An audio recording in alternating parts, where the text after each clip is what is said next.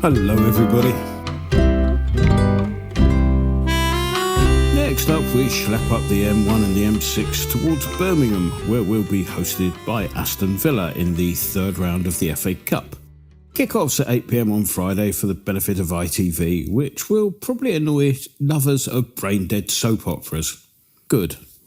This will be the first of the third round ties to be played under the latest change in the FA's policy of let's tinker the hell out of the cup until nobody cares anymore. Should the scores be level at full time, there will be 30 minutes of extra time, followed by kicks from the penalty mark should they be required. That went down about as well as you might expect with clubs from the lower leagues. Oh, and there's no VAR until the fifth round, apparently, for what that's worth. So, Villa then. Okay, I know this is the cup and consequently league form may or may not be relevant. But bear with me, I do need to write something to do with our opponents, and since Daisy has the day off because they've yet to sign anyone in the current window, everything's down to me this week. Yes, I know, I can hear all those sympathetic noises. The colour-coordinated game chart that we use around these parts is a bit of a patchwork quilt affair for Villa. After 4 wins in their first 5, they then went into a spell of 3 draws from their next 4. This was followed by 3 defeats in their next 4. Then 3 wins in their next 4. You sort of get the picture. Their last 3 matches have seen them go down 3-0 at Newcastle, draw 2-2 at home with Brighton, and beat Leicester 2-1, also at home. So their overall league record is 1-9, drawn 5 and lost 6, which leaves them in 8th place in the league with 32 points from the 20 games they've played. In the League Cup, they beat Wycombe Wanderers away before going down 2-1 at home to Palace in the 4th round. Elsewhere in the so-called Champions League, under the new let's do everything to ensure that the big boys don't accidentally get knocked out early on format, they're sitting in 6th place, being one of 6 clubs on 13 points, occupying the seeded positions for the knockout phases. There is a word of warning here though. A further 11 clubs are within 3 points of that 6th place, so there's quite a lot to be sorted out there. Their next 2 games in the so-called Champions League at the end of the month see them visit Monaco and then play host to Celtic. And if you're a travelling Villa fan, you're probably more than grateful that the fixtures came out that way round. Probably the big surprise for them this season has been the form of top scorer John Duran, who at one stage this season looked almost certain to sign for us, allegedly. That deal fell through for whatever reason and promptly came back to bite us on the proverbial on the opening day of the season, a game notable for the extraordinary amount of time wasting undertaken by goalkeeper and serial irritant Martinez, who started running down the clock after less than 20 minutes of the first half. The proposed law change that will see corners awarded when keepers fail to release the ball into play will be interesting at Villa Park when it eventually comes in. The vagaries of the modern game are such that we may not see Martinez on Friday night. Aussie international Joe Gucci played in the 2 League Cup ties, and the usual squad rotation may see Martinez benched for the evening, which will give us a better chance of getting home at a reasonable hour, I suppose. Duran, on the other hand, will definitely be missing as he serves the last of a 3-match ban for a red card received up at Newcastle.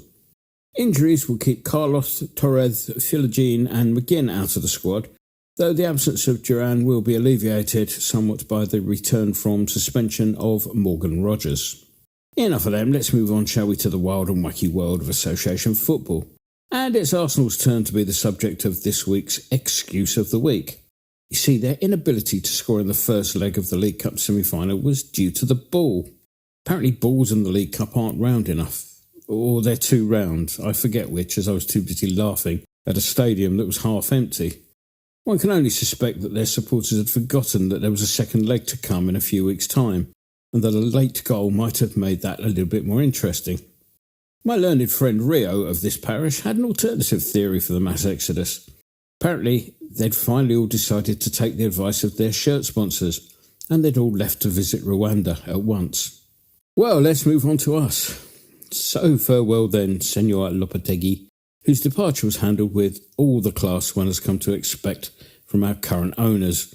It all started with leaks in the general direction of TalkSport, which were accompanied by standard mumblings to the effect that the board were determined to discover the source of the leak.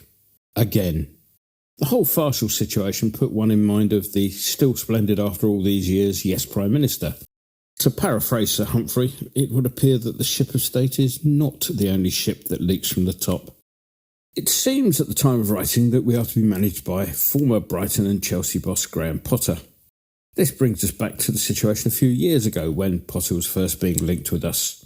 A story was leaked, probably to TalkSport again, that the board were not that impressed by Mr Potter on the grounds that he was only doing well at Brighton due to the fact that Brighton had a well set up database transfer policy. Like somehow that were a bad thing. Clearly there's been a change of heart somewhere in the upper echelon, because one thing we don't seem to have really is any sort of transfer policy. Assuming it is Potter to take over, and this should be confirmed by the time you read this, his first job should be to try and be, well, a bit luckier than his predecessor. Last Saturday's game bore a remarkable resemblance to the away defeat at Leicester before Christmas. OK, perhaps we weren't quite as dominant at the City of Manchester Stadium, perhaps as we had been in the Midlands, but we definitely had our moments. Unfortunately, it's no use creating chance after chance if you have no end product to show for it, particularly if you've got a habit of giving the ball away in midfield with a defence showing all the intelligence and urgency of an HMRC inspector. Quite simply, if you give 4 goals away in a game, you're always going to be on a hiding to nothing. Like the Leicester game, we also had a mind-bogglingly appalling refereeing decision at a key moment which had a game-changing effect. I would love to know exactly what Michael Salisbury was thinking when he pulled up Somerville for a foul that was clearly some byproduct of a hallucinogenic moment on the part of Salisbury. Somerville would have been away clear on goal, and with the score at 1-0 at the time, an equaliser would have had very contrasting effects on the respective confidences of the two teams.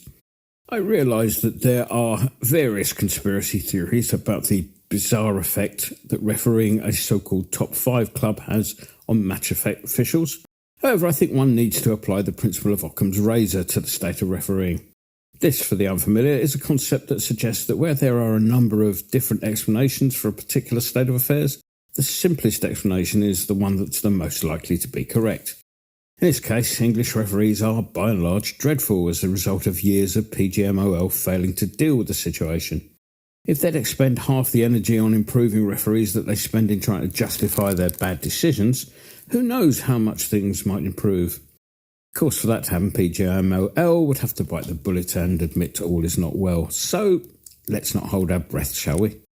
Moving on to Friday night, we do have some injuries. Antonio and Bowen are obviously out. Todibo has some sort of mystery knock, and Emerson's late injury was to prove very costly last weekend, with much of the Manchester City threat coming down that side. On the bright side, Fabianski will have served his concussion suspension, and all being well, he will be available for selection. It's difficult to predict this one. It's a cup game, which means that you can never quite be sure what sort of side will take the field, for either side. Then, of course, we'll have the new manager in place, probably. Mr Potter will have his own ideas as to what constitutes his best first 11, something that one always suspected Mr Lopetegui didn't know himself. So I've left the prediction to the Predicto-Maticotron, a gadget that Daisy bought me for Christmas, on the grounds that it might improve my hit rate, or come up with a lottery win or something. Having worked out how the infernal thing works, apparently you have to put the batteries in first, the £2 that would have gone on buying the club a puncture repair kit to plug all of those leaks will instead be going on the game to finish 2-2 after extra time, with us going through on penalties. Apparently, the Predicto-Maticotron has already sent the money over to you, Mr Winston. Enjoy the game.